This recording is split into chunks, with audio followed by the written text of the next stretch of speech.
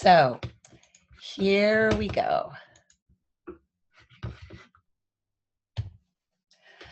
So if you're wondering, is this for me? Let me clear that right up. This webinar is for entrepreneurs and innovators who have an idea they want to develop, and they're eager to accelerate their early design process, do it faster and smarter. They're eager to find exactly the right early customers to talk to. If you're getting feedback from a lot of different people and you're wishing that you had a really great filter and clear rules for figuring out who to listen to and who not to listen to at what phase of your product, this is for you. If you're struggling to turn your expansive, compelling idea into a stripped down MVP and know the right way to do that, this is for you. I'm really glad that you're here. And today we're going to go through some stories, both my own personal failings and also the successes and challenges of teams that I've coached. What you're going to learn are the 3 most common mistakes that smart entrepreneurs make and how you can avoid these mistakes. So I want to tell you a little bit first about my own journey.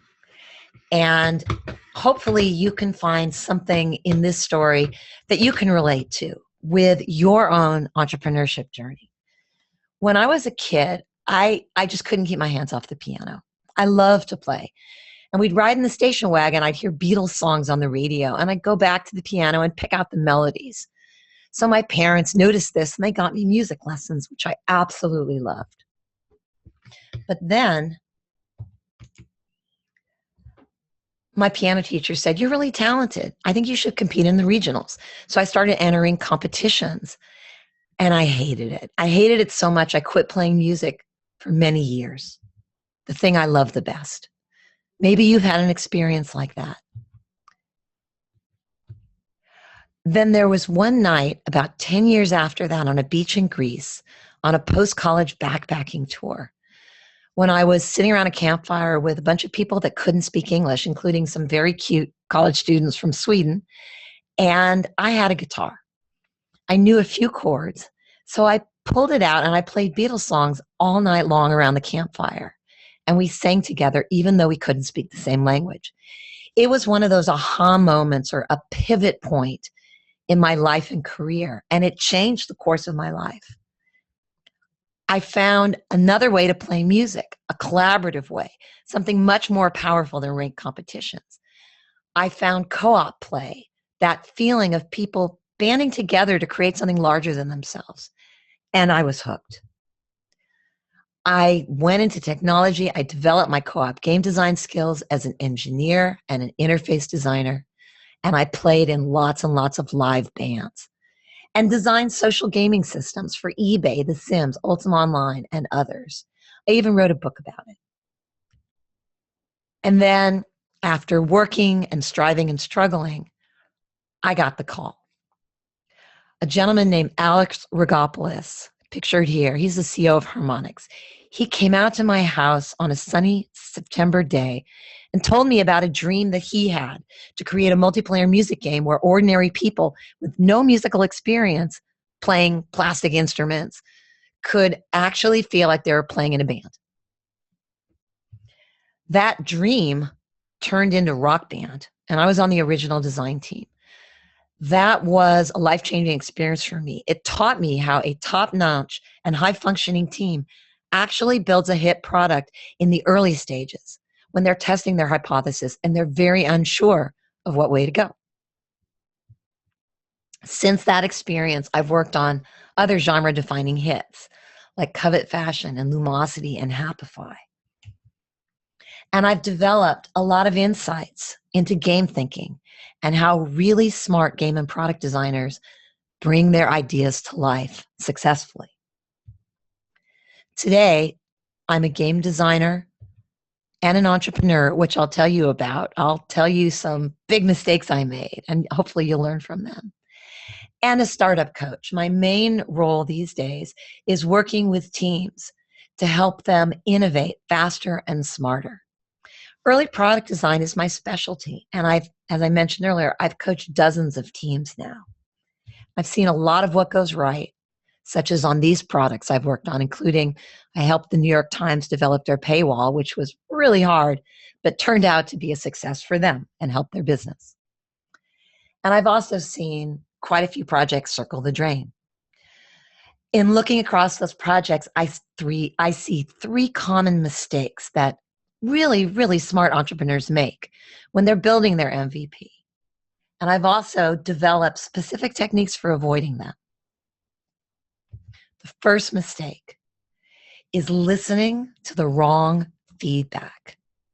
Jesse Sale, who's a very experienced game designer, he runs a studio and he teaches at Carnegie Mellon, has a great quote about early conversations. And if you listen to our year-end podcast episode on getting to alpha, which we just released yesterday, you'll hear the whole story Jesse telling about how they developed Pixie Hollow, a massively multiplayer game for Disney.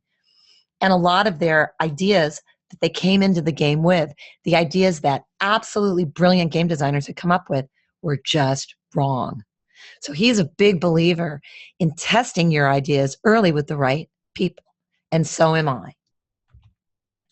So let me tell you a little about my own startup journey. In 2007, my partner and I took some seed VC money and we decided to build a next generation brain game. We actually built and shipped a game called Photograb. We built it on Facebook for actually the wrong reasons. And we polished the hell out of it. It was beautiful. It won awards. People loved it. A few hundred people. At the highest point, maybe a few thousand. But we didn't do any of the things you need to do to actually bring a larger vision to life. So that we ended up selling our company to Lumos Labs, Lumosity, and I've done a lot of work with them since. But I made a classic mistake, which is that I listened to the wrong people. I listened to what my VC told me about product. He said, your product should be on Facebook because Facebook was hot back then and like everybody was on Facebook. Didn't matter if it didn't make sense for what we were trying to build. I thought, okay, great, I'll do that. He's a smart guy. He gave me money. And then I listened to a lot of my game designer friends who said, oh, you should do this. That mechanic is so cool. How innovative. And I also listened to my own desire to make something beautiful because I'm a designer. I love making beautiful things. And I felt so embarrassed to release something that was anything other than incredibly well designed to the world. That ended up, frankly, killing our project's chances for growth. I'll tell you more about that later. And I learned some really hard lessons. I had a client last year in 2015. I'll call him Bob. That's a pseudonym. Bob is a very, very smart guy. He'd been in management consulting for years. And he came to me because they had a big idea about building a next generation collaboration tool. And he and his team had some money and they had some manpower and a bunch of super smart people. And they had been developing this idea for 6 months in their boardrooms. They had a 20-page design document. They were having so much fun. And their close clients and friends told them, this is a great idea. Oh my gosh. But what happened was when we actually used our getting to alpha techniques to hook Bob up with exactly the right early customers for his idea, those folks weren't nearly as enthusiastic as the friends and family that they had been talking to since and the longtime clients. Those folks gave Bob and his team much harsher feedback about, well, that's cool, but why would I use that when there's Slack and there's HipChat and there's this other thing? So they got some really tough feedback on their precious idea that they had nurtured and developed and really had a big dream around. And I'll tell you more about what happened after that, but Bob had a really tough time digesting that feedback and believing it. And so it was much easier for them to retreat to the warm safety and security of all the people that wanted them to succeed and were basically blowing smoke up their ass. It's a very dangerous problem.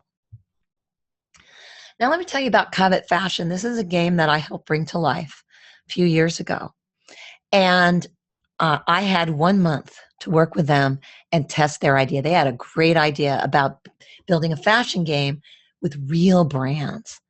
And they knew they needed to reach beyond their existing customers in order to reach out and have the hit that a game of that scope and ambition needed to be. So we worked together to identify and talk to aspirational early customers, fashionistas who didn't already play games. And we discovered 3 activity patterns in these very early interviews around just sitting back and browsing through fashions, around liking to co-create your look with a close friend or family member, and about people that love to be armchair stylists and just critique everybody else's ideas. And these 3 insights about our aspirational early adopter audience helped us hone in on the right features to prototype for our MVP. And it helped us in 1 month create a plan for our alpha that ended up yielding the most successful game that Covet Fashion ever has. 3 years later, that CrowdStar, the company that made Covet Fashion, has ever done. 3 years later, Covet Fashion is a hit. It's an evergreen hit. There's over 3 million monthly active players and a very healthy revenue streams. And get this, almost 200 brands, real world brands, have their clothes in Covet Fashion. Every season when they release new clothes, they also release them in Covet Fashion. And with 1 click, you can buy anything you play with in the game in the real world. So what's going on here? I think a really good way to explain it and to help you not make the mistake of talking to the wrong customers is to think about what it means to connect with the right early customers. So those of you who are in the chat, welcome everybody. Have you ever heard of or read the book called Crossing the Chasm by Jeffrey Moore? Just put something in there and tell me no you haven't, or yes you have, or you've heard of it. I also want to make sure you can still hear me. So you can look that up. It's a great book. And Jeffrey Moore was a marketer. And he started working with the guys, Steve Wozniak and Steve Jobs, who built Apple when it was still a hobbyist machine. And he helped them turn it into a real business. And he wrote a book called Crossing the Chasm about this chasm between the early adopters, which are the hobbyist market, and the early majority, which are the people that would like it, but don't yet know that they need it. It's very, very hard to get across the chasm. And Jeffrey Moore illuminated that. But what most people don't know is that that work of identifying early adopters, early majority, etc., was based on Everett Rogers' work done 3 decades earlier in 1961 called innovation diffusion theory. And this is a data-driven model of how innovative new products, including hardware, toasters, services, any kind of thing, how innovative new products spread through an existing culture. What Everett Rogers, who was working at Bell Labs at the time, found was that in essence, new innovations spread through innovators and early adopters, early customers who desperately need the thing and will go to a lot of trouble to get it. Not early adopters for generically, but early adopters for that specific product. And his theory says that you cannot reach the majority if you're doing something innovative unless you first find and delight those early adopters. So to actually cross that chasm that Jeffrey Moore talked about and reach that early majority, you need to first target your early passionate customers. You need to find and delight a small, narrow slice of early passionate customers who really need what you're building before you can scale and grow. Too many of my clients and some of my very dear friends have made this mistake. I've made this mistake myself. And it's very hard to do, but it's so important. Will Wright, who I've worked with on multiple projects, he's a brilliant game designer. I learned so much from him.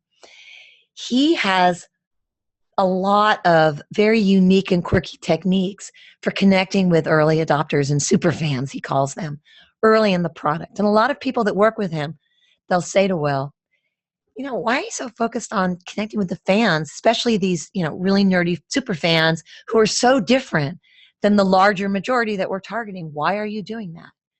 And Will would say, well, because they're going to co-create this game with me. I need them to actually bring the thing to life. And I learned that from Will. So super fans, that term doesn't apply to everything, but think about for your application, for your hardware, for your product, for your game, for the service that you want to build. Who are the super fans? Are there existing people that you already know who just, if you told them about it, they would say, oh, I've been looking for something like that. When can I get my hands on it? See if you can find and identify them. That will get you so far ahead of the game. Another key idea in getting feedback from the right people versus the wrong people is to solve a problem for a small group. This is closely related to finding a narrow slice of superfans. Slack is a great example of this. Slack came to life as a collaboration tool internally for a distributed team who were building a co-op game named Glitch. And it developed for 3 years before they even thought about shipping it. And so that's the ultimate example of solving a problem for a small group. But think about that in the context of what you're doing. One of the most useful things I like to work with my clients on is helping them identify what their alpha test would be. Who are the 25 to 50 people that you can actually test the roughest version of your prototype, what we sometimes call the first playable in gaming? Who would those people be? They're not your majority. Who are the people that can actually give you great feedback, that you can build just enough of the functionality they can see where it's going and give you feedback, not just about what's right, but about what's wrong? That's going to help you learn faster and hit your targets more than anything else.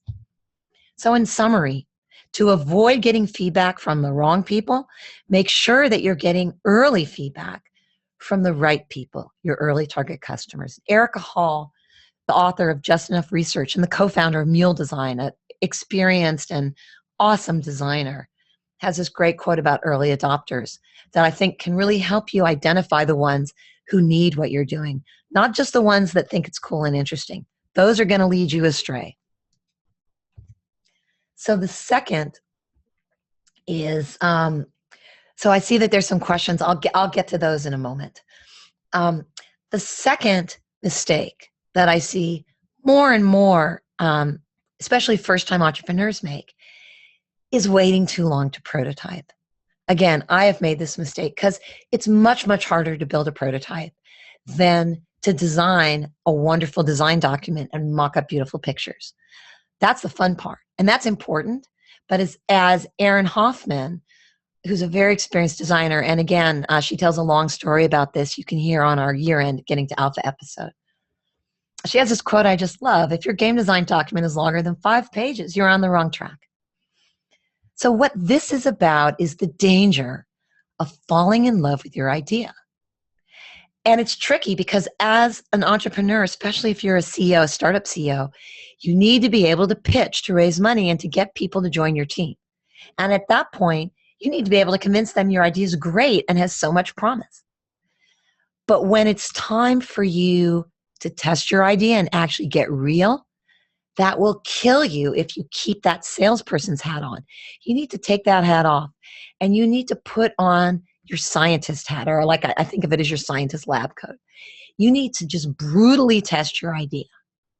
I told you earlier about Bob. I had a client a few months before that, and they had a wonderful, wonderful idea that they'd been nurturing for months.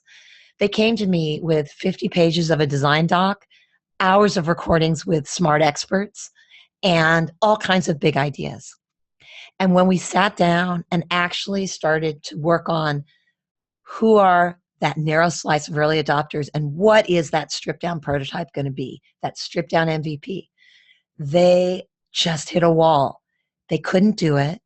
And they said, you know, instead of this, we're going to go to Burning Man and we're going to get some more ideas. And they all went to Burning Man and the project fell apart. So it was sad for me to see that, but it really reinforced how important it is to not spend too long just dreaming and loving your idea, but to get to prototyping early. Even if it's not the right prototype, it's the way for you to get on the fast path to learning by starting to build prototype. And ideally, multiple prototypes of different ideas. So you can figure out which of them is the right one. If you only have one idea, you're not in nearly as good shape as if you're building several small prototypes. Maybe they're different parts of your bigger idea.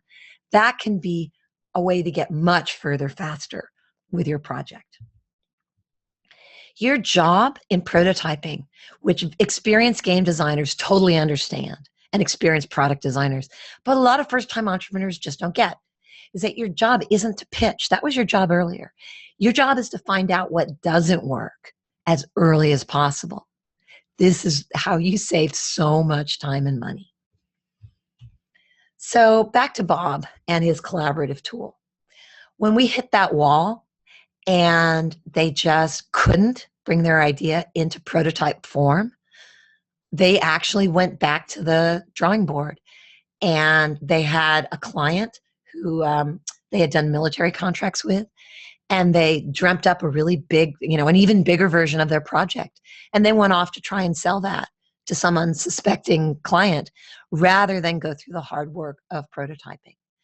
And I think part of what I wish I'd been able to do with them is get to them earlier when they hadn't spent 6 months nurturing the idea, and help them to build that early prototype, because it would have probably made the difference between at least a moderate success and a lot of wasted time and money. So I had another client, Brian. He had a similar starting but a very different outcome. Great idea, a geocentric deals app. They had been nurturing it. They'd been thinking about it. They had, in their case, a 10-page design document, and they knew they wanted to prototype.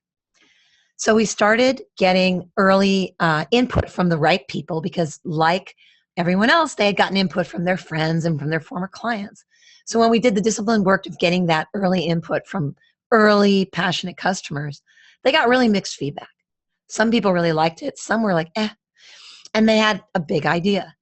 But instead of backing off, they dug in, they drilled down, and they said, okay, let's take the people that liked it and let's do even more interviews with them to figure out what they liked. Let's take the people that didn't like it. Let's drill in. Let's go deep with them. Let's figure out what their needs are that this isn't meeting. And they actually did 50 screening interviews to learn about their early customers. I never had a client do that before. It was hugely valuable for them. They pushed through. They took all that feedback. They stripped down their idea into a very simple, high-value offering that was so much less than what they could envision. And they built out their MVP. They iterated it. And they launched in 2015. Another client, Megan, was in the enterprise space. Perhaps some of you are in the enterprise space. And she had a really great idea based on deep expertise she had around data migration to do a better, faster data migration tool, a SaaS product. And when she started talking to her target customers, it was awful because they reacted to her and her pitch as if she was threatening them, as if she was competition. She thought they were going to want her to buy her product. And they were like, no, I would license your tech. But other than that, I don't want to tell you more about me because it sounds like you're competing with me. So one, that was very valuable for her to learn. But what she found out was that it was actually their clients who were her clients, those people that saw her as competition. And once she made that customer pivot and changed her ideas about what she could deliver, it took off, and she was able to quit her full-time job, and she's now pursuing her SaaS product full-time with a small team and growing. Slack, which I'm sure many of you are familiar with, I mentioned earlier that their startup journey was 3 years of internal development with their tool before turning it into something compelling that they would want to license and sell to everyone else. And that meant that they weren't working on fancy onboarding for people that didn't know how to do it. They weren't working on, fancy game mechanics. They were building a game. They didn't want game mechanics in their tool. They needed something that would work for a distributed team working on a very challenging project and just, streamline their communications and lower the friction. That's all they needed. And they banged on that for 3 years. So pretty often entrepreneurs will approach me and they'll say, Slack's no big deal. I looked at it. It's kind of simple. I could do that. I don't get it. Why is it such a big deal? I think more sophisticated product designers, particularly people that have shipped something, look at Slack and realize so much of what's right about Slack isn't all the things in Slack. It's also all the things that aren't in Slack, all the things they didn't clutter it up with. That's as important as anything else if you're trying to build your MVP. So to summarize, if you want to avoid the common mistake of waiting too long to prototype, challenge yourself, prototype your idea uncomfortably early. It's only the first draft, and it's the way you learn the most the fastest.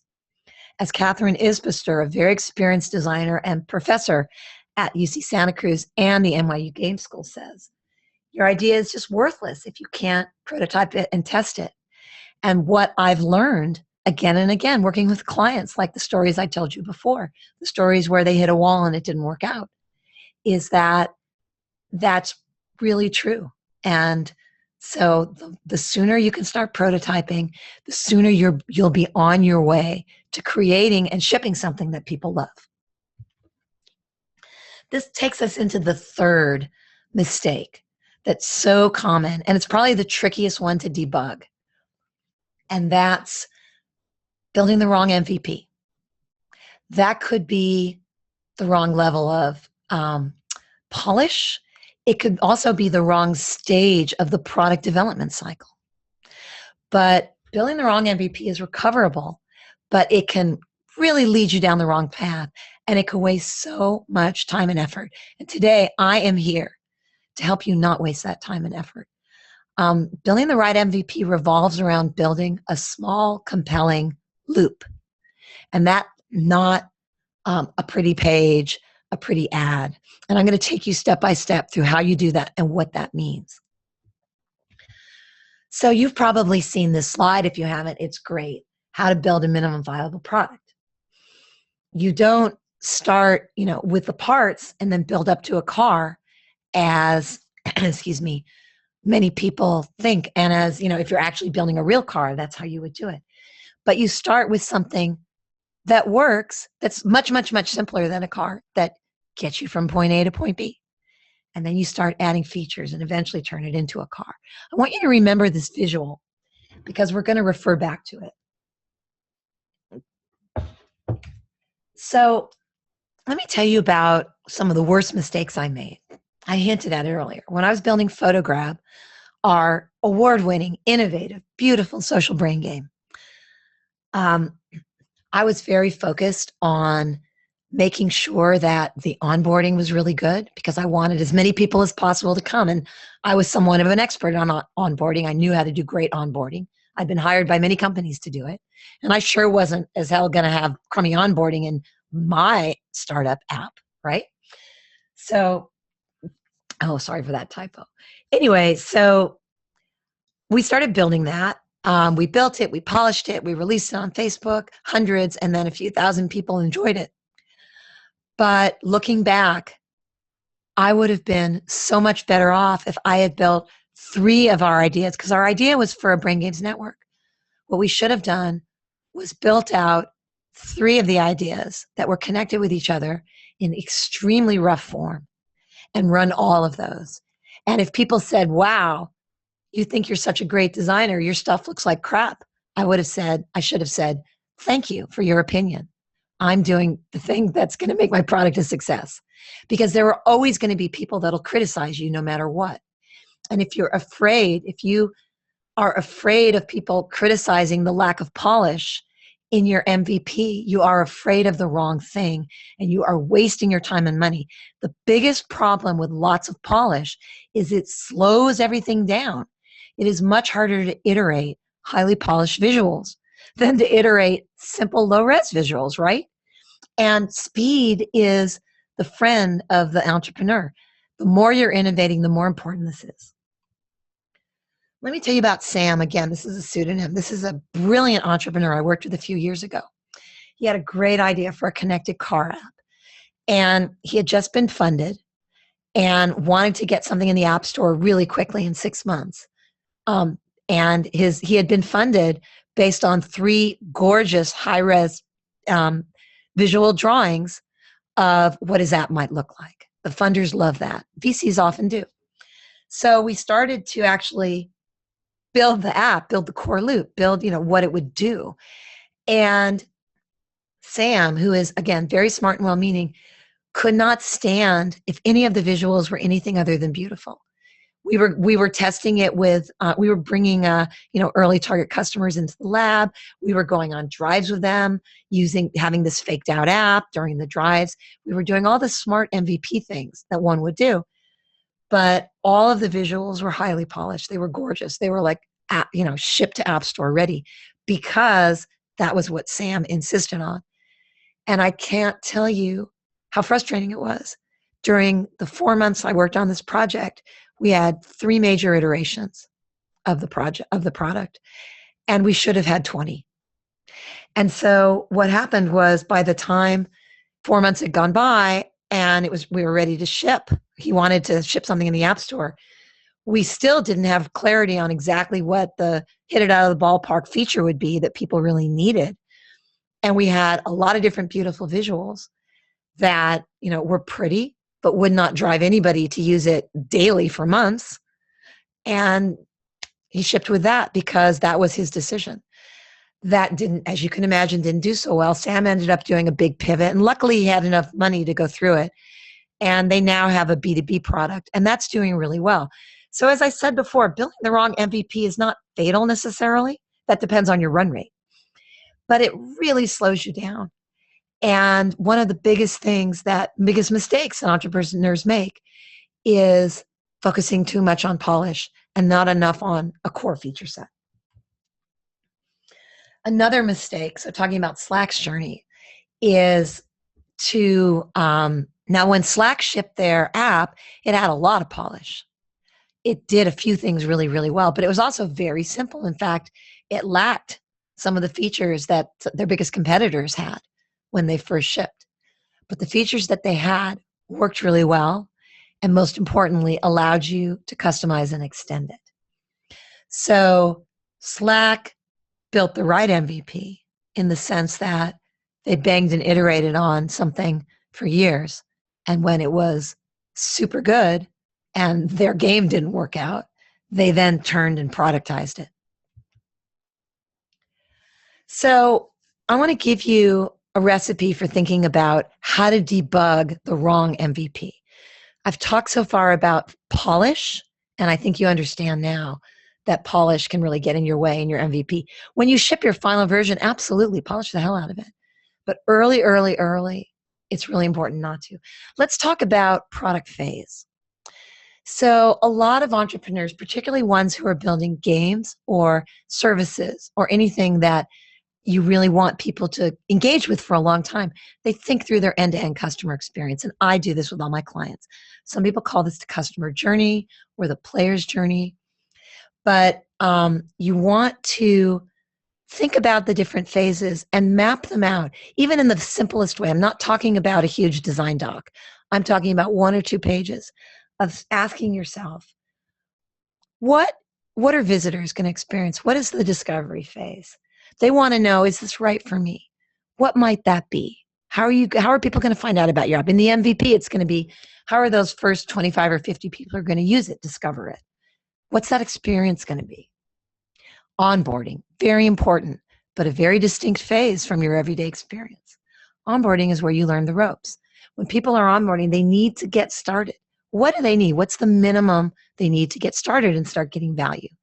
How are they actually going to learn those things they need to learn during onboarding?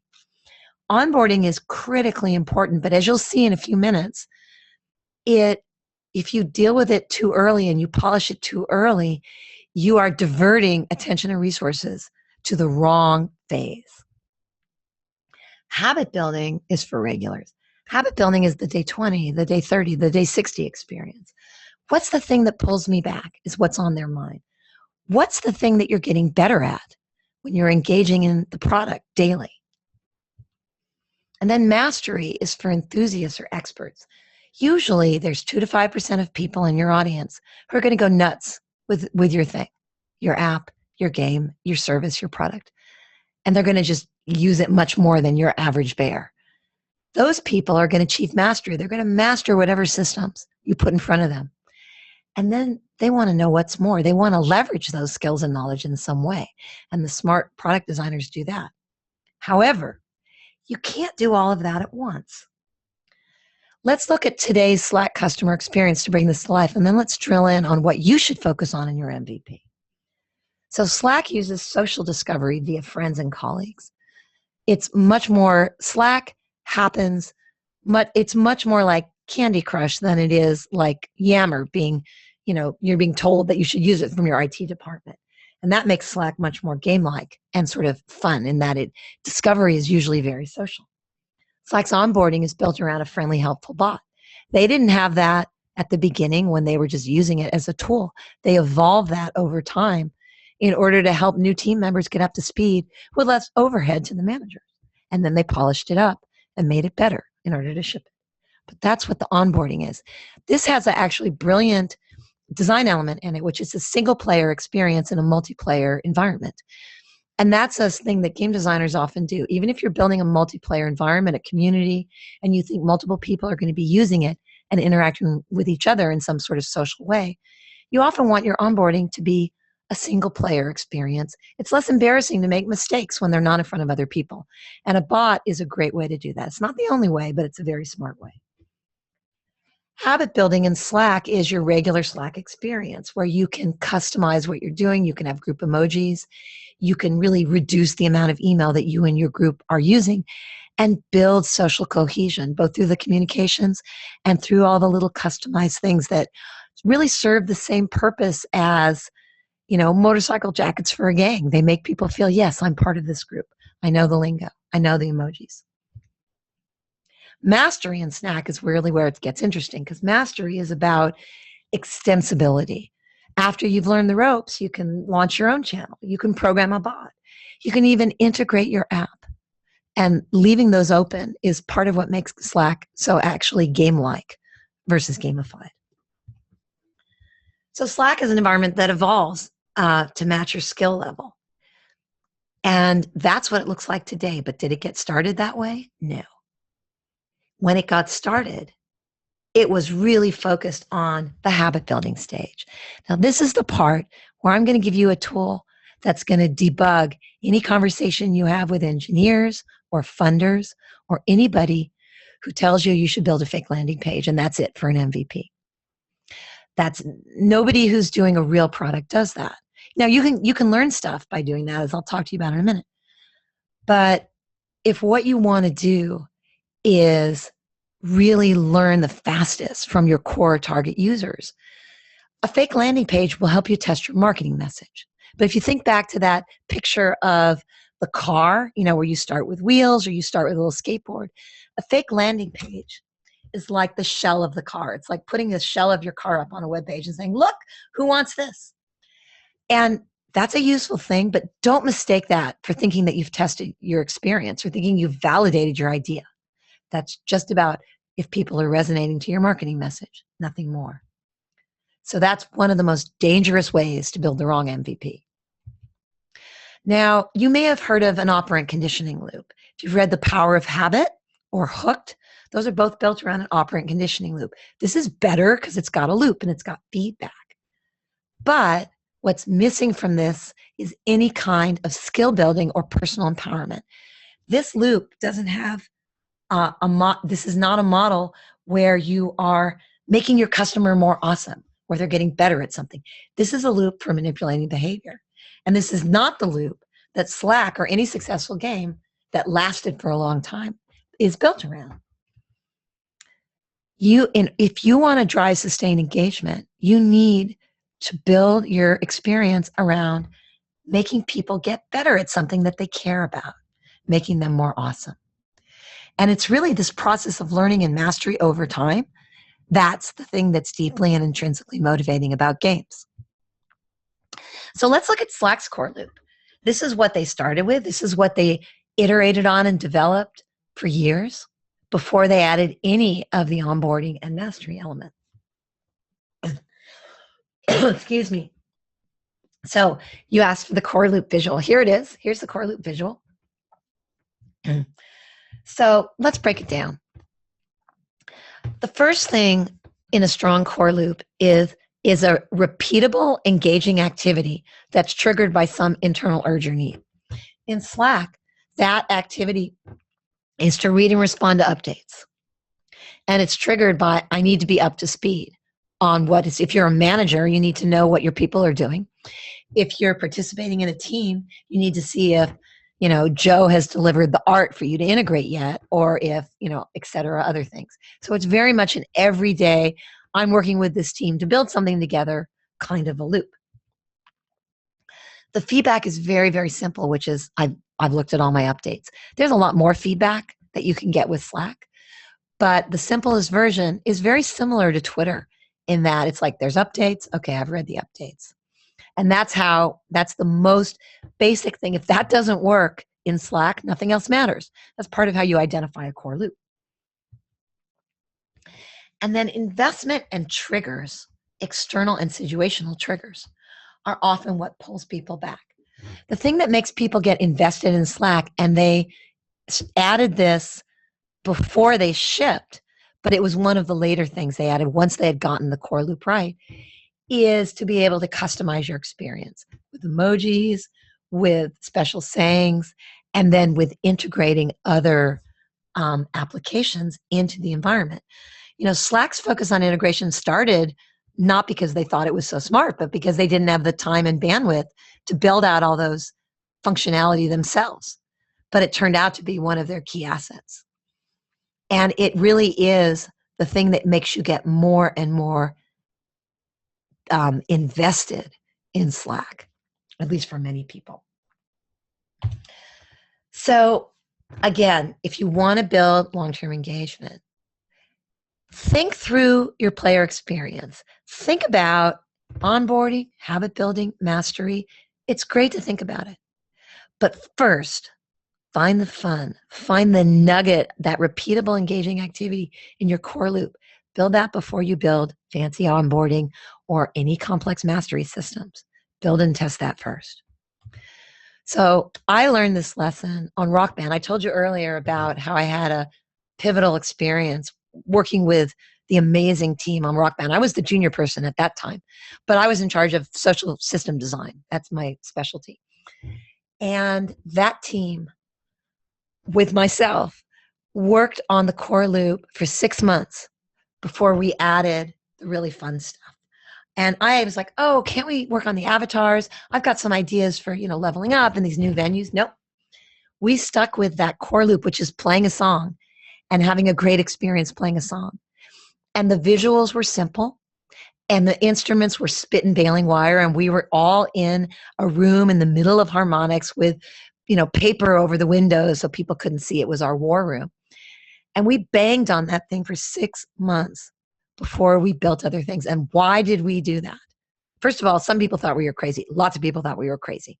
They were like, okay, who's going to pay $160 for a bunch of plastic instruments on, a game on a new platform? It was just like, you're kidding me.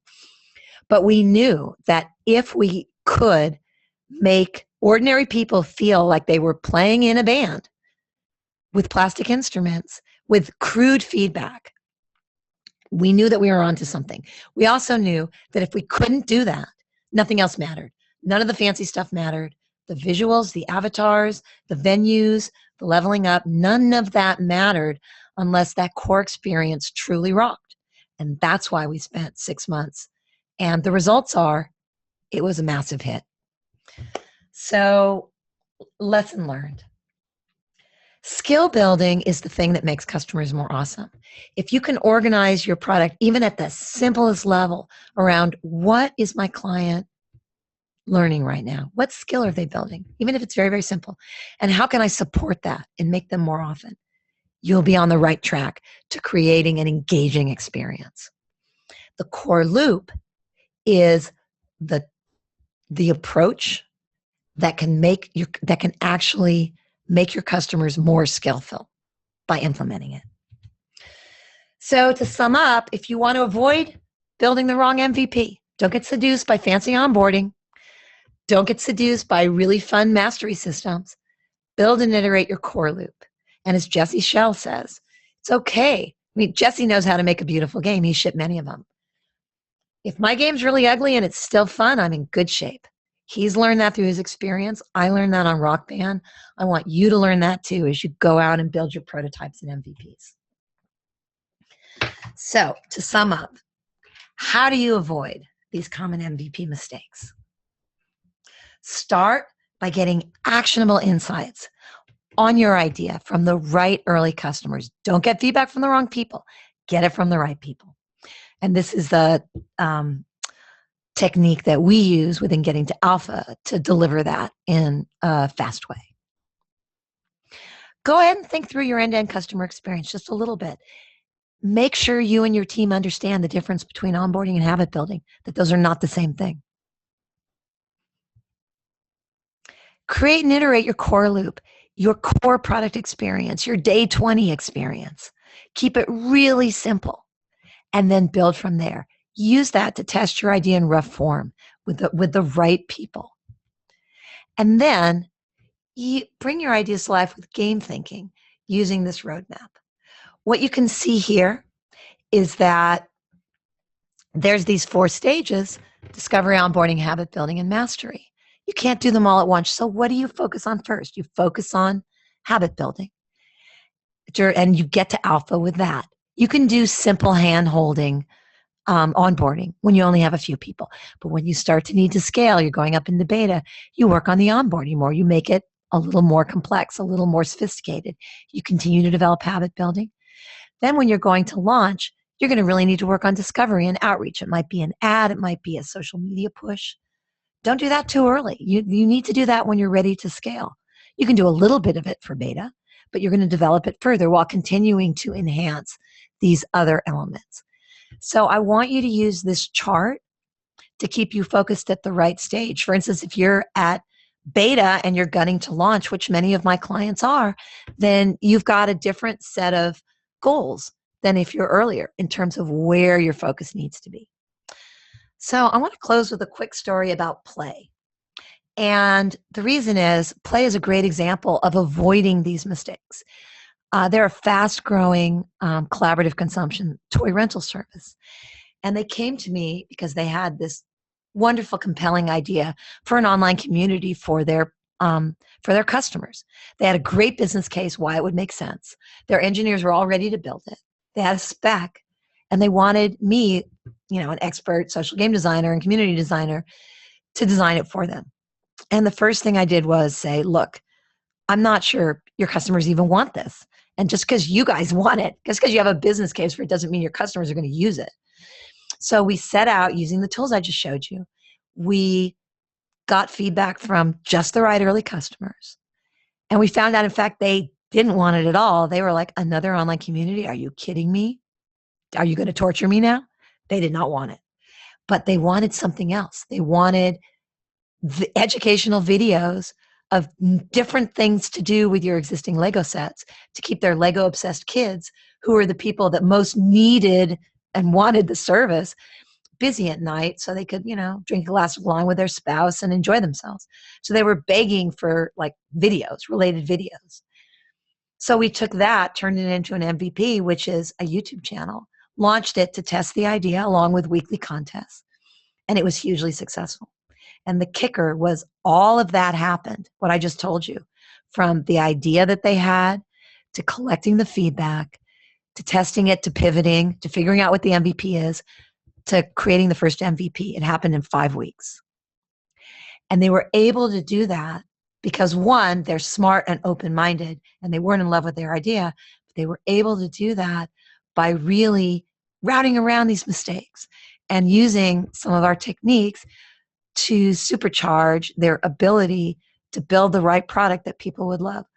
And the thing that they learned, and I relearned in that engagement, is all the game mechanics in the world don't mean anything unless people are really motivated to engage in some activity your service is provided for their own reasons.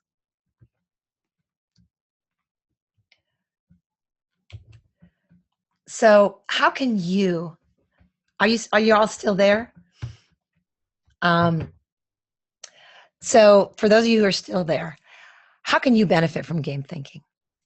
There's 3 ways I want you to take away from this, 3 things. I want you to use these ideas to accelerate and focus your design process. Focus on the right stage. Focus on the right level of detail and polish. Move quickly. Identify and leverage the right early customers. If you're getting feedback from your VC's girlfriend, it doesn't matter unless that person is exactly the right customer who really needs what you're doing. And then, most of all, use these to focus your efforts and take all the wonderful things you know you could do and just choose the few things that are going to be a stripped down yet compelling MVP that meets the needs of those early target customers. Because we're all here for the same reason. We all want to stop wasting time building products and building features that people don't want. And we want to be able to do that faster and better. So if you and your team would like expert guidance and support doing this, we are launching a program next Monday called the MVP Design Club. This program is for teams who want to avoid these mistakes and use our tools and hands-on coaching to dramatically accelerate your ability to go from idea to validated MVP.